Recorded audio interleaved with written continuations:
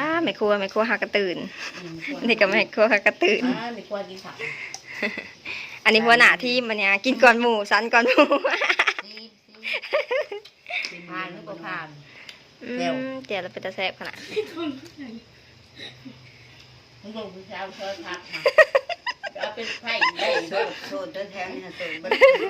อันนี้ก็โสดอันนี้นั่นไม้แดงบ่โสดลูกสาวถ้าเบื้องต้นต่อไปเด้อพี่น้องเด้อถ้าเบื้องต้นอันเฮาลงไปวัดอันนี้ก็คือตอนไก่สิสำเร็จภารกิจแล้วเห็ด4 หาเมนูอันมีเมนูยังแน่หัวหน้าชั่วไก่แล้วก็หอมเอ็นแล้วก็1 พักแก้วหมากเล่นแล้วมียังอีกทอดปลาทูแมนต่ออยู่ในงบ380,000หนึ่งนี่ก็กลายไปแล้วเงินไม่ออกอีกเอาบุญนำกันอยู่ในงบ380,000เลยแล้วก็ได้สำนีให้สมันไก่เนาะเอาพักเก็บอันในส่วนตัวเองเก็บอันนี้เลยเนาะพักมันก็เป็นส่วนกันเฮือนเจ้าเฮือนข่อยพักกับสวนสาวไทยอะไรนี่นะสมทบกันหลายคนเด้สมทบพักจำเนื้อเจ้ากับสมทบเฮือนข่อยกับสมทบเนี่ยแข่งกันเพื่อนสะไทยพี่น้องงามขนาดพักก็ได้สบายดีพี่น้องตอนนี้สะไทยหอดวัดหลักกะเกียมตะขาวแล้วพี่น้องเอ้ยมากับน้องไก่แล้วก็ตูนมื้อนี้ไม่ออก4 คนพี่น้องมื้อนี้หอบก่อนนะมาหลายคนอยู่แต่ว่าหอบนี้มา4 คนแม่ลูกอ่อนบริมาค่าลูกมาหอดวัดหอดว่ามาหอดศาลาเพิ่นกินข้าวเลยพี่น้องถ้าเพิ่นตีกองเพลนตีกองเพลนไปลงตัวพี่น้องเนาะใครแต่ว่าเฮามาหอดก่อนกำหนดก่อนเวลาเฮาก็จัดแจงแล้วเบิดปลาเขาพะนามมื้อนี้ก็มีไข่สัวไก่ต้มปลาขอว้าพี่น้องต้มปลาขอต้มไก่แล้วก็อีกอย่างอันนี้ค่ะขั่วเฮ็ดปลาทูแจวของหวานก็สิเป็นหมกม่วง1 พักแล้วพี่น้องเนาะ1 พักรวมแล้วก็จะมีอ้อมน้ำพี่น้องนี่อ้อมสกอ้อมซีดใส่พักหอนบอน้องละขนาดหอนยังงามเนาะคนงามเผ็ดแต่ก็งามพี่น้องให้ได้บุญละมือนี่มาเอาบุญนำกันเด้อพี่น้องเด้อเอาบุญนำกันมาเอาบุญเด้อมาเอาผู้สาวเฮ้ยพี่น้องผมเรียนศาสตร์ได้7 พาพี่น้องมากินข้าววัดนำกันเอาบุญเอาทานนำกันกำลังตีกองเพลงพี่น้อง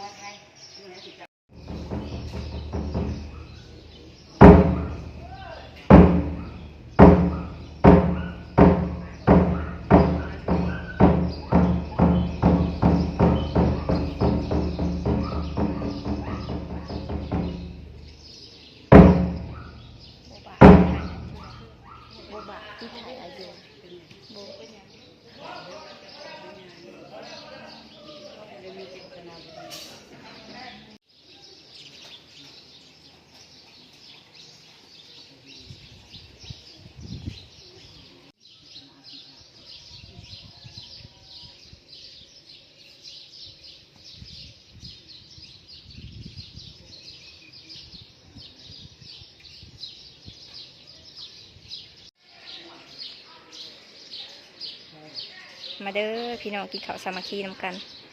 อยู่วัดกินข้าวสามัคคีอยู่วัดเอาบุญนำกันอากาศเย็นๆพี่น้องเลยต้นไม้หลาย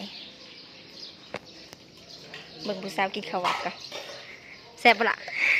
แซ่บบ่มาแซ่บจะได้ตัวเองเห็ดเองเนาะมีแต่แนวขักๆมีแต่แนวแซ่บ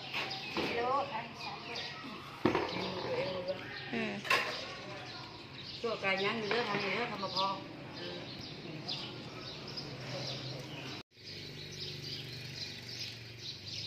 นี่ยินแต่เสียงนกเสียงหนูพี่น้องเอ้ยธรรมชาติห่มเย็นขนาดเป็นตำมาบวชเนาะ เป็นตำมาบวชเนาะไก่โอ้ยได้มาบวชได้สิได้ผู้บ่าวบาทยังเงินยังตัดทางโลกมาได้ ยังตัดกิเลสตัณหามาได้ยังมาบวชมาได้ดอกพี่น้องเอ้ยยังมีลายแนวอยากเห็ด อยู่ห่มใหม่ก็เย็นเลยพี่น้องเอ้ยปุ๊นกกระไรขนาดเพนเลี้ยงไว้อันนี้แมนวัดใหญ่รักเมืองเด้อพี่น้องเด้อวัดใหญ่รักเมืองบ้านเฮา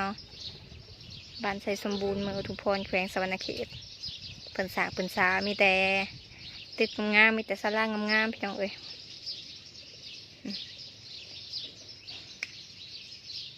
เดินกระกวางต้นไม้กระลายมีแต่ห่มเย็นๆอยู่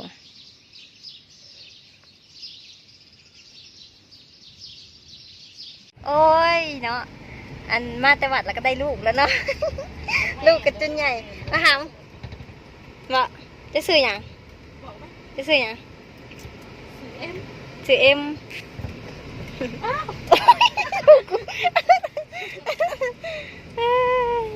ไปพี่น้องเมื่อวันนี้กลับบ้านแล้วเสร็จสิ้นภารกิจเนาะถูกต้องว้าบังดูคนงามนี่นะสุดนอนสุดเดียนนี่เบิดมือเลยนี่มาตอนแรกพันอาบน้ำเปลี่ยนเครื่องแล้วก็ไปแหลกลิ้นได้เพิ่นน่ะแต่ละมือนะโอ้ย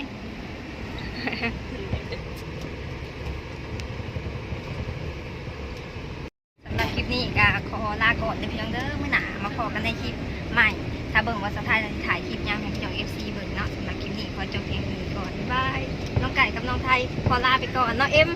บ๊ายบายเอ็ม